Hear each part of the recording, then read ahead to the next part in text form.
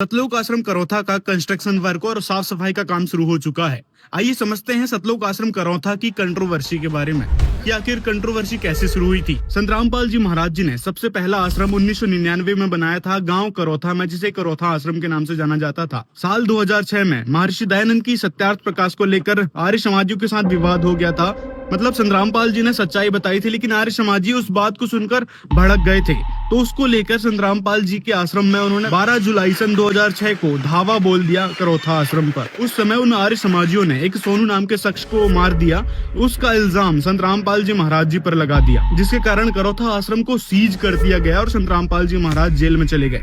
साल 2008 में संत रामपाल जी महाराज जमानत पर बाहर आते हैं। उस समय करौथा आश्रम भी पुलिस के अंडर ही था, लेकिन समय समय पर संत रामपाल जी महाराज और उनके फॉलोवर्स सीबीआई जांच की मांग करते रहे उस करौथा आश्रम के केस को लेकर, जहां पर आर्य समाजियों ने धावा बोला था, लेकिन कोई सीबीआई जांच नहीं करवाई गई। फिर सुप्रीम कोर्ट में करौथा आश्रम के वापसी की मांग की याचिका दायर की गई। 7 अप्रैल 2013 को संत रामपाल जी महाराज जी का करौथा आश्रम सुप्रीम कोर्ट ने वापस कर दिया।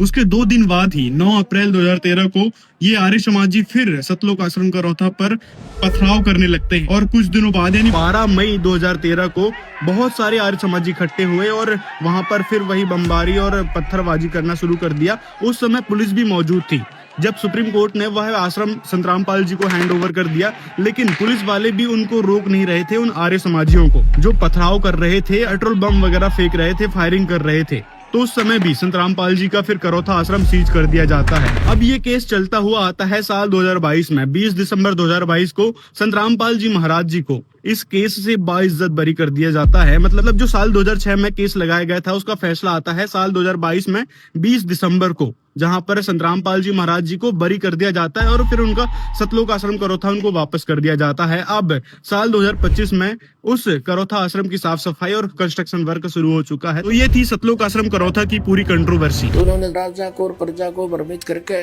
आश्रम पर अटैक करवा दिया। मारने के लिए आई, रामपाल को मार दो, आश्रम खत्म कर दो। तो जाको राखे साइया मार सके ना कोई, तूने तो जुल्म किया सो किया। अब हम नो के न्यू हो गए। क्यों हो गए? क्योंकि श्रद्धालु शिक्षित है और सदग्रंथ हमारे पास थे।